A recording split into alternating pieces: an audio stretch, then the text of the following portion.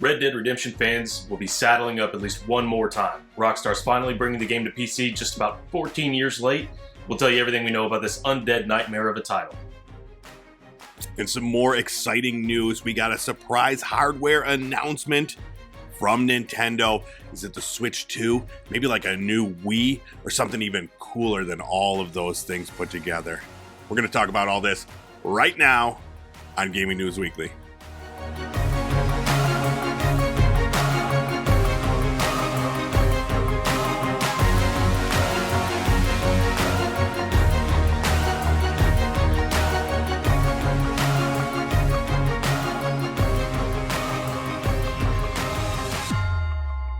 What's up, everybody? It's time for another episode of Gaming News Weekly, the best weekly video game news show out there. Every single Monday, we're bringing you all the biggest news happening in the video game industry. You can find us on YouTube and podcast services everywhere.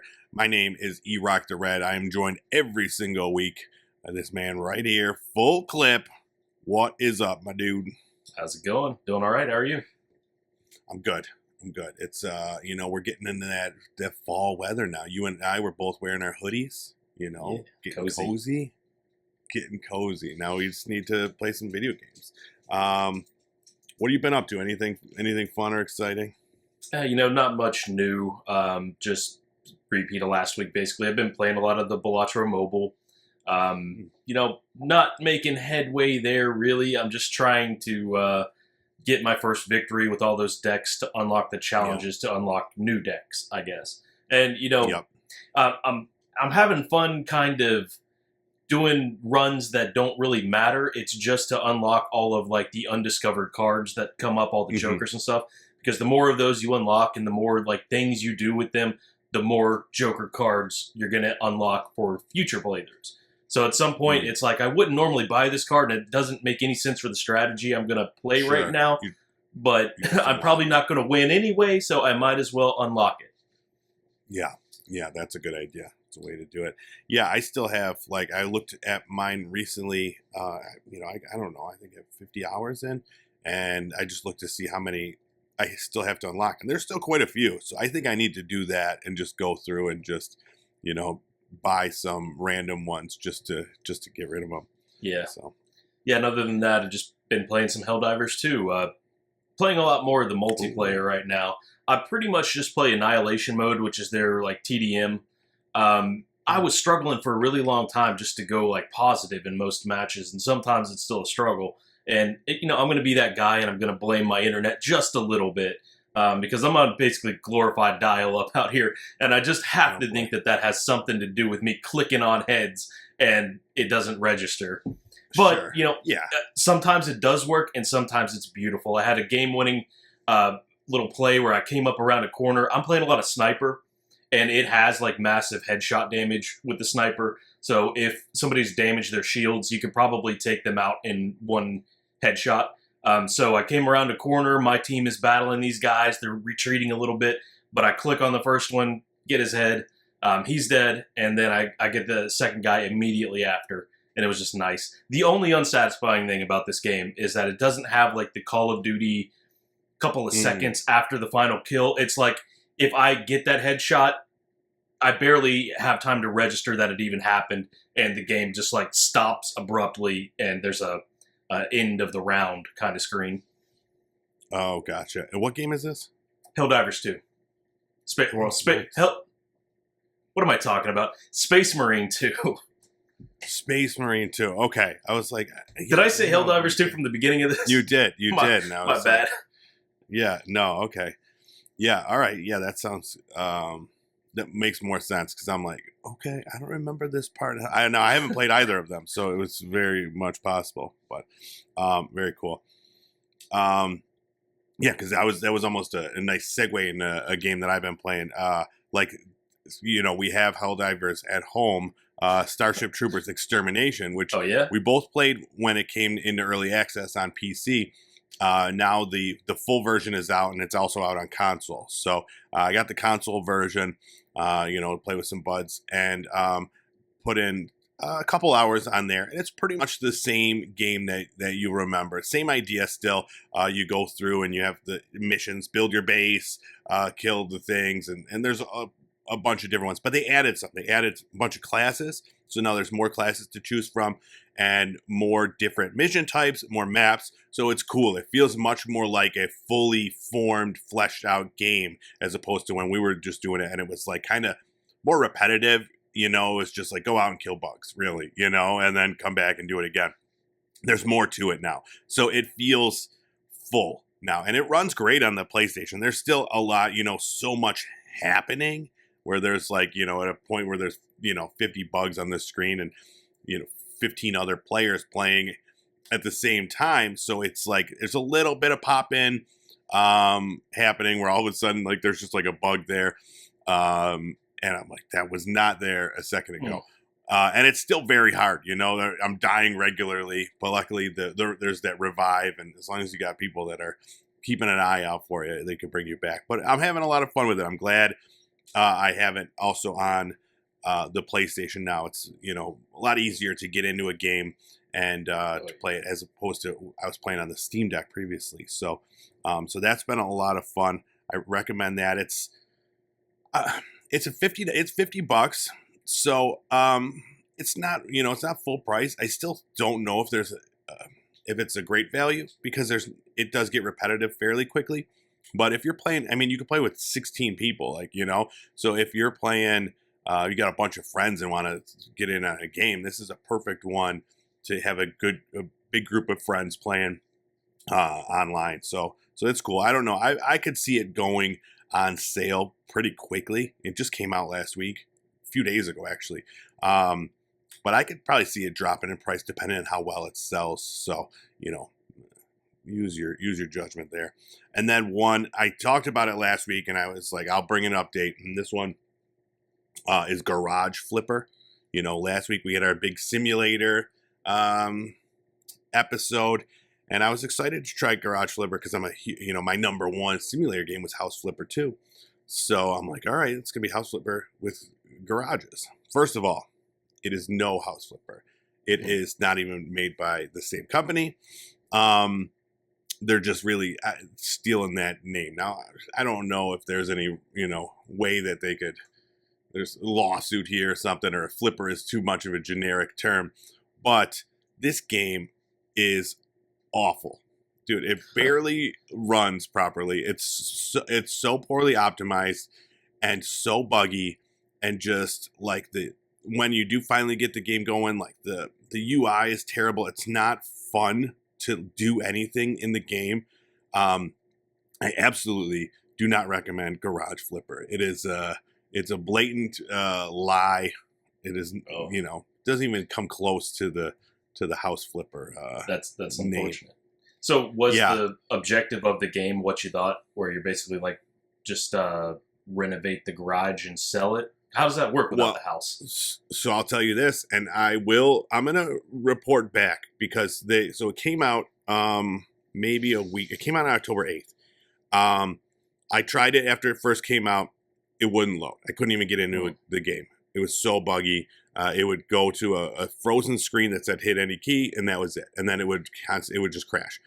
So I waited, and they released a patch. I was like, all right, here we go. I got into the game, but it's optimized so poorly that like I can't even move around in the game without it like just being super choppy and stuff. So I have once I got into the menu system and I'm like, okay, looking at everything, it's just not well put together. So I'm going to hold out for a couple more patches at least and see if I can at least try it.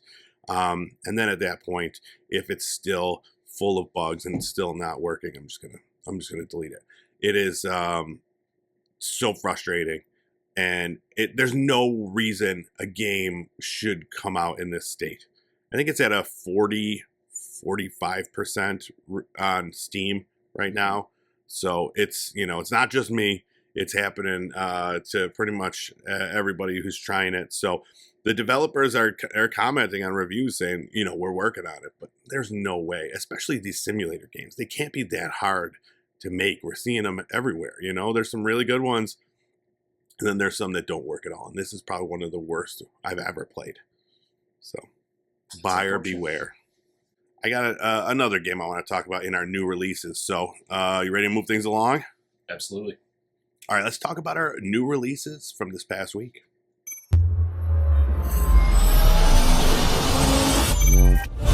Let's quickly touch on a couple. We talked about them last week when the reviews came out. Diablo 4 Vessel of Hatred and Silent Hill 2 are both out, getting great reviews. Everybody's loving them. I haven't tried either of them. Diablo is sitting at an 85 on Metacritic and Silent Hill 2 at an 86. So I would like to, out of the two of those, I think I would want to play. I want to play the new Silent Hill game. I think that looks it looks really scary and fun. I've been trying to play more horror games. You know, Rocktober's happening right now. Trying to keep up with those horror games. I've been playing some indie ones, some random ones here and there, and I'm having a lot of fun. But I would like to get in there and try that Silent Hill too. So. And shameless plug here for anybody who's not following us on TikTok. You're doing a series over there showing some of the scariest games coming out this year. Yeah, the best games, the horror games, and a lot of the newer ones too. So yeah, it's been a lot of fun. Definitely go check that out. But I probably won't be playing any other games in the near future because I did purchase Metaphor Refantazio last week. It came out on PC, PS4, PS5, Xbox X and S, and instantly got anxiety once I saw reviews saying that this is up to 100 hours of gameplay in this game, and I'm like, oh no, what am I doing? But it is, it's from the creators of Persona. It's an Atlas game, turn-based fantasy game. This one, it's more, for grown-ups. The Persona games are all kids in high school. You got to go and, make friends, socialize, and then go fight demons or whatever. And this one, it's this amazing political kind of story set in this fantasy world about there's all this like big heavy stuff about racism and stuff like that. It's heavy stuff, and it is so good. It's weird, dude. I mean, not that anything in the Persona universe isn't, but yeah, it's like a grassroots political simulator, but with more sphincters somehow. It looks interesting. So you're traveling around the world trying to gain like political favor because the person who has the most public support is the only person who can be king. That's how they describe it in the trailer anyway. So yeah, it's interesting. So what's the appeal here? That it is like from the Persona developers and it's going to be a banger? Yeah, I think that's part of it. I think they really have very rarely ever made anything bad. I mean, even back to the Shin Megami Tensei games, up to Persona 3, 4, 5. They just know how to make these turn-based games. And the style that they add in this, like that's one of the great things about the style. This game is just dripping with style, from the menu system to the fonts to the music. The characters, these archetypes that they have, like, are so cool looking. And then even just the characters in the world are like, just everything about it is so gorgeous. And then on top of that, yeah, then you have that turn-based gameplay, and it's not for everybody. But this, they add, the way they do it is that you see enemies in real time, and you can go up to them and attack them, kind of like an action style game. And then at some point you hit like the squad button, and then your squad comes together and it goes to turn based. So there's a lot of enemies that you can kill just by attacking them, which is cool. And then some tougher ones that you need to go in that.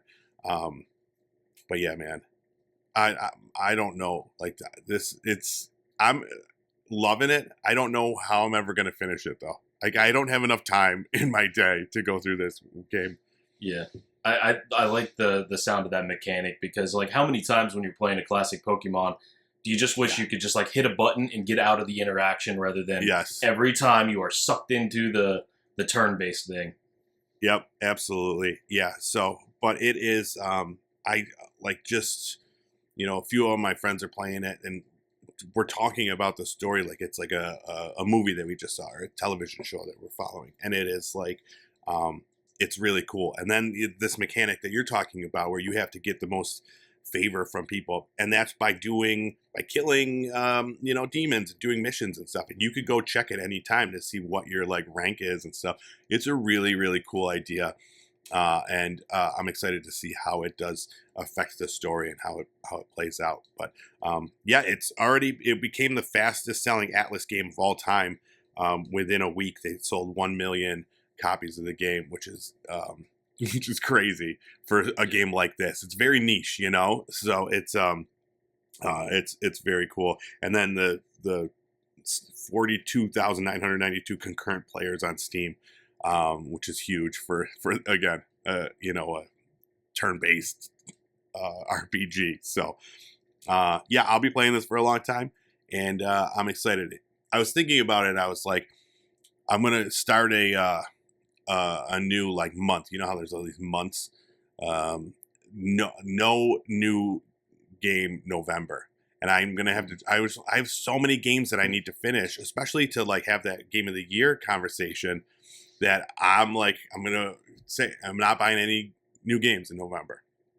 Well, especially now that I have this game. You say that, but we don't know what Humble Choice is gonna bring to the table. Oh, I know, dude. I haven't. I keep getting them, and I can't tell you the most recent one that I've added. I have such a backlog that I'm collecting them now, and I'm not playing them at all.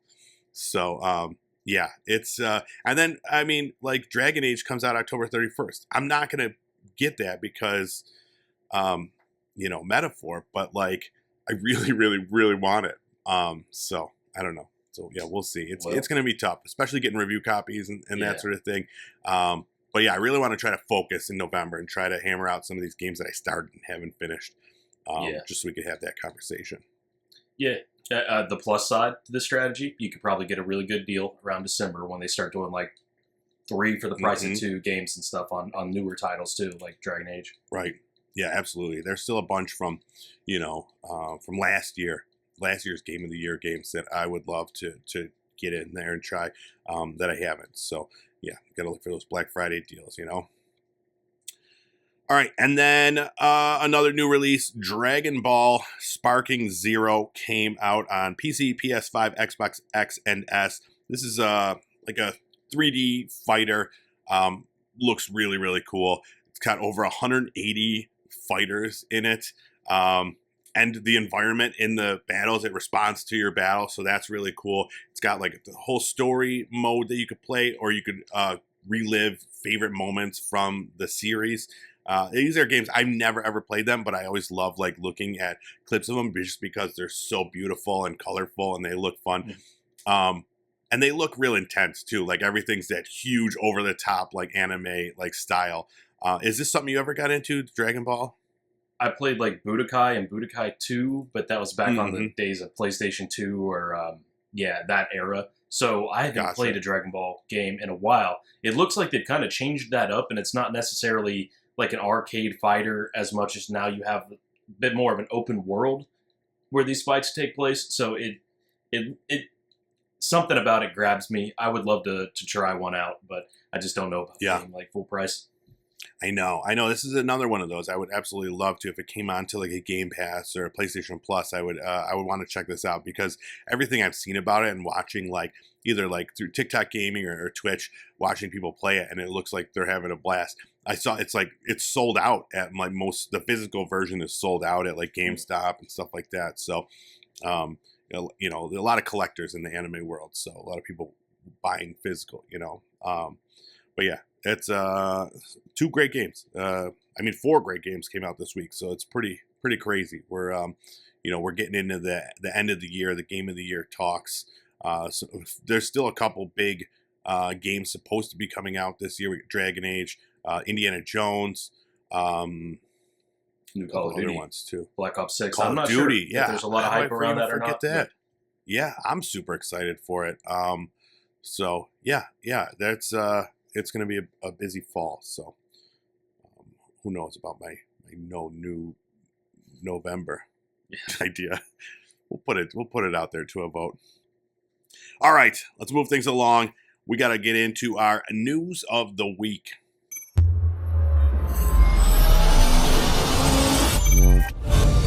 All right, this is a big week, big announcements. The first one, finally, Nintendo announced a new piece of hardware for our shelves.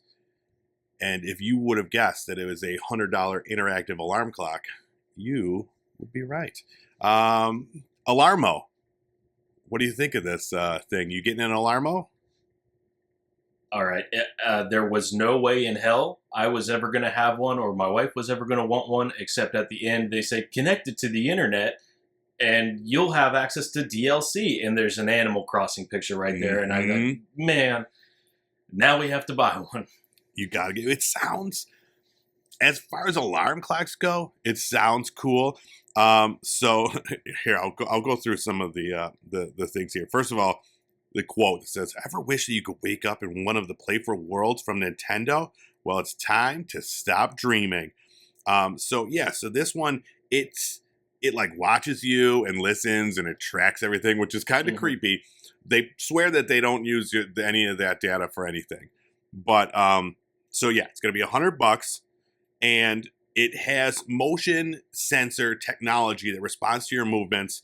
So it lets you snooze your alarm with motion alone and stop it by getting out of bed.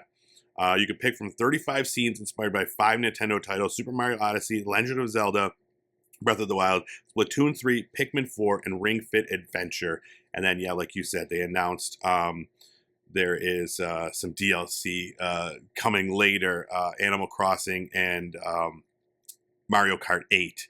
So those aren't out right now, but later. And I do want to just read this. Let me just read this, the official statement from Nintendo regarding this. "In the morning, you'll experience immersive sounds and music from the scene you picked.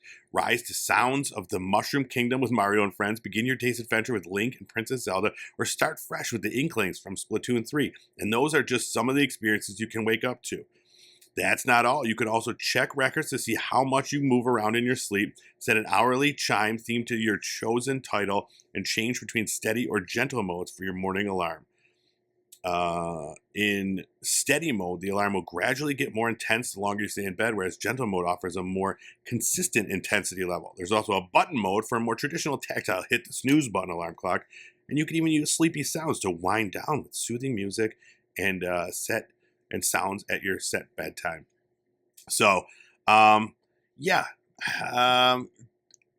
don't know. Do I need Nintendo sounds to help me go to sleep or wake up? I don't think so.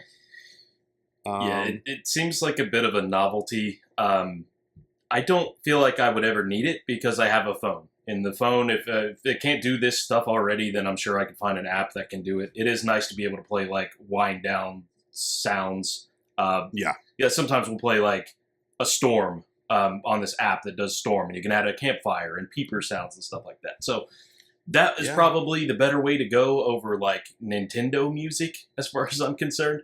In the trailer for this, you got the girl like having the storybook wake up, where she's like stretching a little bit, and you're getting Super Mario coin sounds, and it sounds really weird. And I feel like it would take me a very short time to absolutely hate that. I don't know about you, but I've used the alarm on my phone for a long time, and I had like the Samsung Galaxy series for a few phones in a row.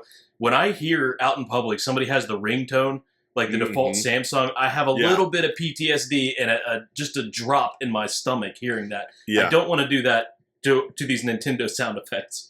That's true. Yeah, exactly. Yeah, you don't want to associate them with that. But yeah, I think it's funny. Like if you snooze it too long, then like Bowser comes and gets more aggressive. So yeah, it's. I mean, just think though, you could have you could wake up to the soothing sounds of KK Slider or whatever. It's gonna be your future. Or Tom Nook just yelling at you to pay your rent. Where's my money? Yeah. So not the hardware announcement we were hoping for from Nintendo, but it's always like Nintendo of keeping us guessing, you know? Just when we think they're gonna zig, they put out $100 interactive alarm clock. All right, moving on. I'll tell you who could have maybe used this alarm clock. The people over at Game Freak, because they've been sleeping on the job. They got hacked. And initially, it came out that, there was a bunch of information that was received from these hackers. So since then, we got a little bit more. First of all, the company said that there was access to over 2,600 cases of current, former, and contract employees' names and email addresses. So, that sucks. And the thing that we're most excited about is this codename city. They got tons of code names for a bunch of different things. One of them being the Nintendo Switch 2, codenamed Ounce. It's just an ounce. Maybe it's going to be small. Who knows? What can we decipher from these code names? Oh, I was thinking some sticky icky. Oh, yeah. A whole ounce worth. And then a bunch of Pokemon titles that, we either knew about or didn't know about. One of them being a 10th generation Pokemon game called Gaia was the code name. The code name announced of Pokemon Legends Z to A, Ikaku. They love their code names over there. Mm-hmm. Pokemon K and N is part of a 10th generation Pokemon game. And then Pokemon game codenamed Synapse. And that is supposed to be a Pokemon MMO that they were co-developing with another studio. That's the one you excited?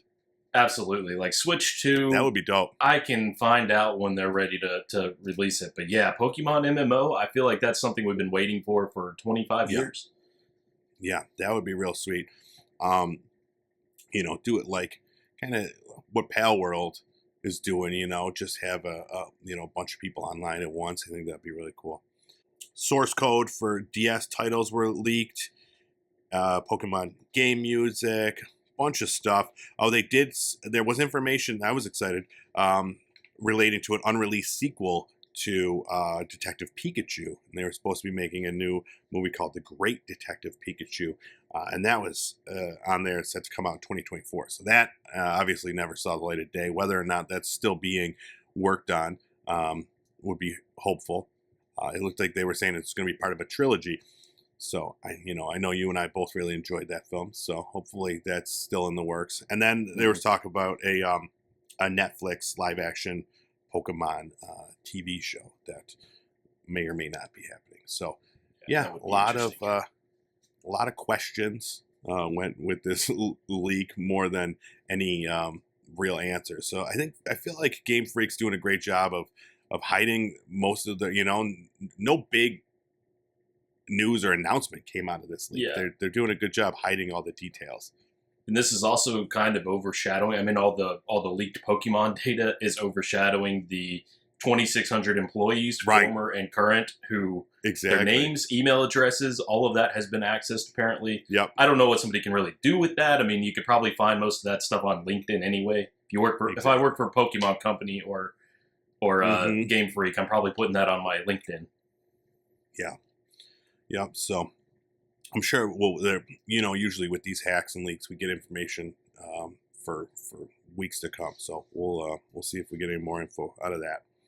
All right, next up, I know you're excited for this one. Red Dead Redemption is finally coming to PC, only 14 years after it initially came out. It comes out October 29th, and it's going to be Red Dead Redemption and then the DLC, the zombie thing, Undead Nightmare. And that's going to have, a bunch of enhancements and, updates and that sort of thing. The downside of this, and I'm eager to get your take on this, $50 for this game. What are your thoughts on that? To me, that seems high for a game that's, almost 15 years old. But it's also, I mean, it's one of probably the best games of its genre ever. So I don't know. Sure. because it could have been 70. That's one thing. It's true. I don't know if it would. I think there would have been some Yeah. some thoughts if it was any higher. I don't know. Yeah. We'll have to see how good of a remake or remaster it ends up being. If it's going to be like the GTA trilogy they came out with, and people's like arms are turning into Luffy from One Piece, then that's going to be a problem. But if it's an actual improvement, that'd be great. My dirty little secret is that even though I played the hell out of Red Dead Redemption 2, I've never really played the original. So this offers me a really good chance to play an updated version of it. I mean, I could have always gone out there and grabbed the old one, but some games you try to play them a few years after their release, and they feel very dated and hard to get into. So I can't imagine going back to the original right now on an Xbox 360 and playing it 14 years after. Yeah, exactly. Yeah, absolutely. I think this is definitely going to be the way to do it. It has adds PC-specific enhancements, including native 4K resolution, monitor support for both ultra-wide and super ultra-wide, HDR10 support, and full keyboard and mouse functionality. So, yeah, it's... I don't know. I saw someone commenting that this is like, Rockstar trying to, make more money to fund GTA 6. It's like they finally, are putting this out just because they need the capital, which would make sense.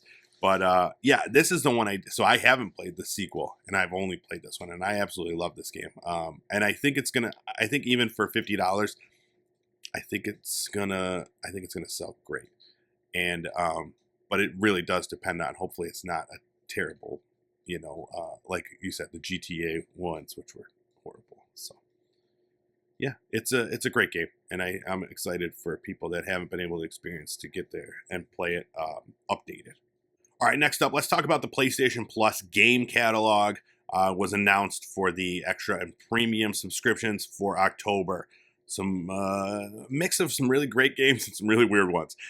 First up, Dead Island 2, 2 Point Campus, The Dark Pictures Anthology, The Devil in Me, Gris, Return to Monkey Island, Ghostbusters Spirits Unleashed, Firefighting Simulator The Squad, Overpass 2, Tour de France 2023, and Tom Clancy's Ghost Recon Wildlands are on the extra subscription. And then the premium one also gets The Last Clockwinder for PSVR 2, Dino Crisis, Siren, and R-Type Dimensions EX.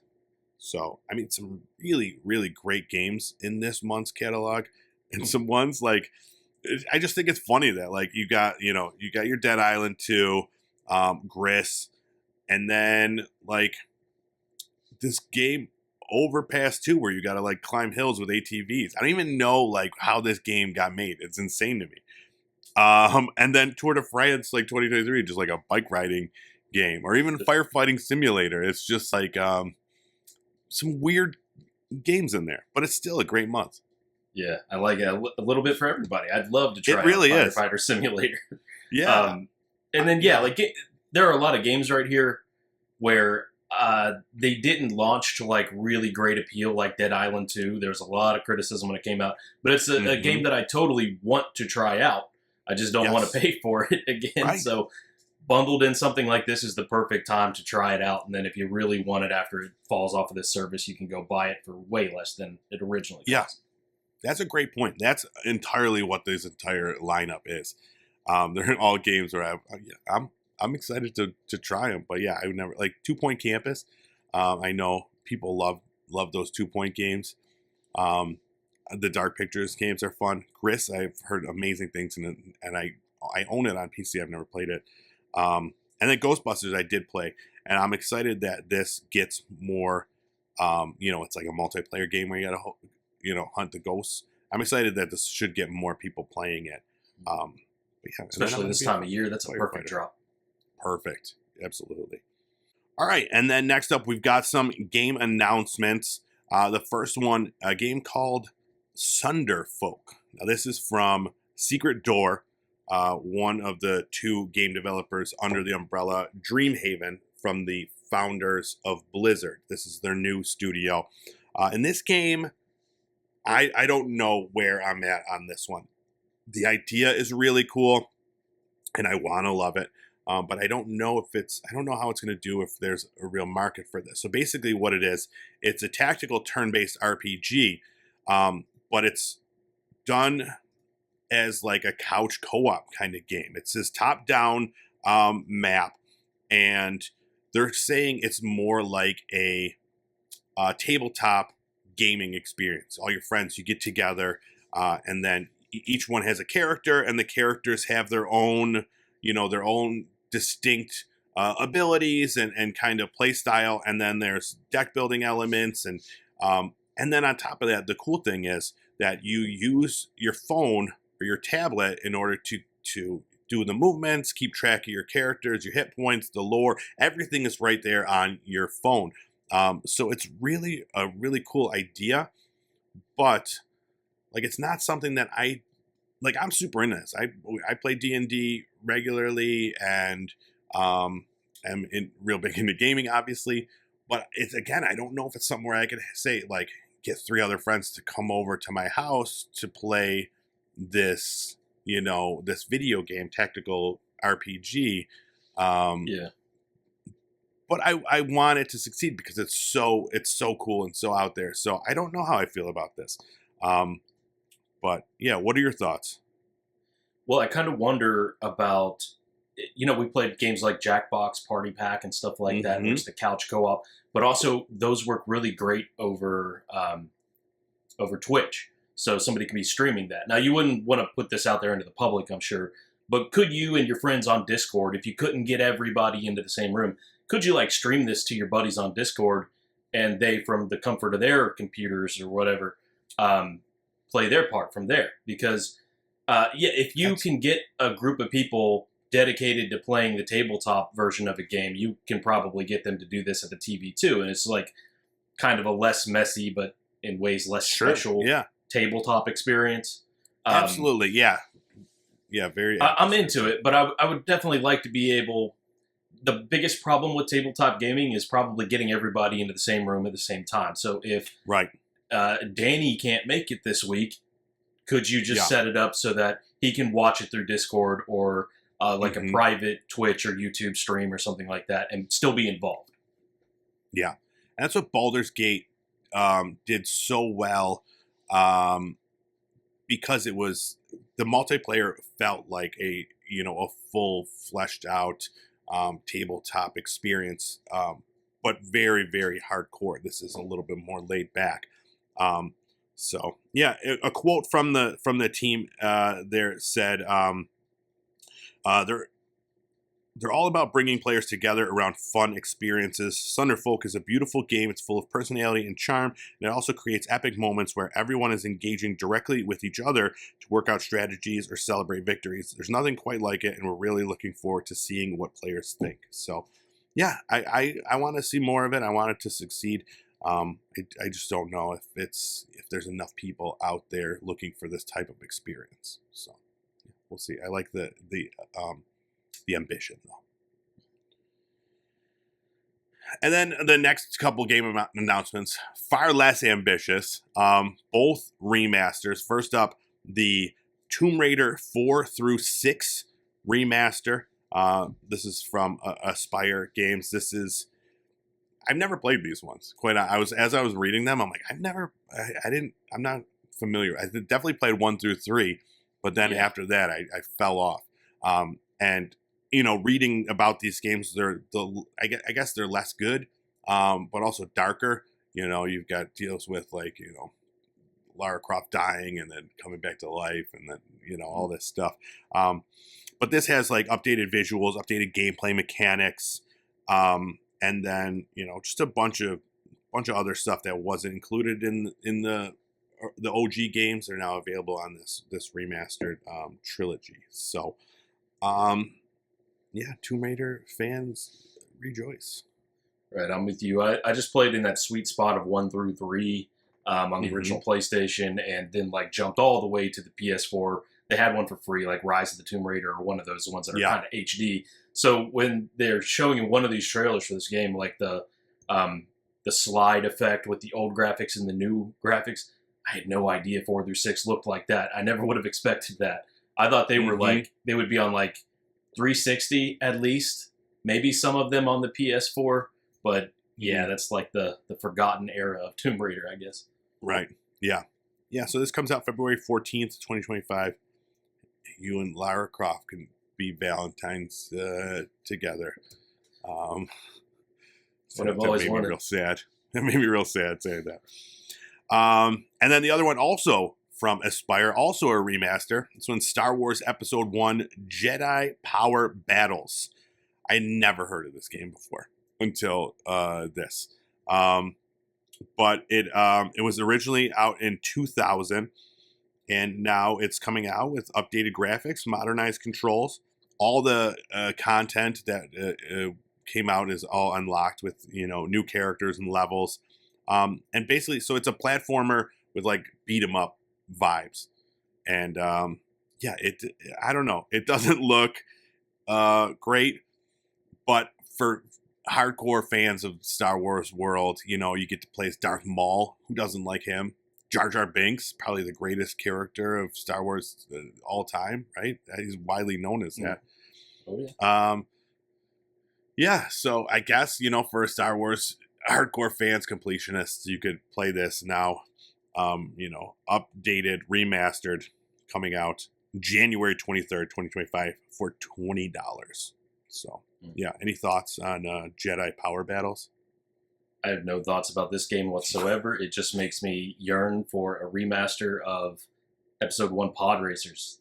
Did you play that on like the N64? Yeah. That game that was a great card game. It was good. Yeah. Oh. Yeah. What? Card game? Cards game. Oh, okay. I gotcha. Like I was a little confused for a second. I thought you were confused. Yeah. I don't know. No, I never. How dare you? But yeah, no, that was a great card game. Back when there were tons of card games. That one was a lot of fun. So yeah, this is a great idea. Get Aspyr working on that and not this, whatever this happens to be. But, all right, and that's all I got. It was exciting. I wish there was more better game announcements. It was these two. They left me wanting something more exciting. Yeah. I think the whole all across the board. You got Nintendo with a big announcement. It's an alarm clock. You got new Tomb Raider. Nope, it's just 4 through 6 remastered. New Star Wars game. Nope, it's an Episode 1 beat 'em up that nobody cares about. Red Dead Redemption, a 14-year-old game. What's going on this week? Right. I feel like I want more. But maybe next week we can do a top 5 of like games that we would like to see remastered, but it feels like we already did that once. I think we did, but I like doing that. We'll talk about it more. All right. Well, that is it for us from Gaming News Weekly for this week. Thank you so much for checking out this episode. Be sure to go to YouTube over the channel Pop Culture Playground. That's where you'll find this amongst other things. Hit subscribe. That way, every Monday, you'll have it there waiting for you if you want to watch the video. If you just want the audio, anywhere podcasts are found, just type in GNW and you'll have that as well. Also, subscribe there. That way it'll just be in your podcast feed, ready to go. It's the best tip. That's my tip of the week. This is a new segment I'm going to do. And every week it's just going to be the same thing, telling people subscribe to the podcast. Also, go over to YouTube, GameFAQs, GameFAX. It's where Full Clip will be posting gameplay content from Helldivers 2 and or Space Marine 2, whichever. And on Saturday or Sunday, yeah. Yeah, who knows? Did you have a coffee today? Maybe you're... I'm working on it. Caffeine. There you go. All right. And on that note, we are out of here. We'll see you more next week with more gaming news. Bye-bye.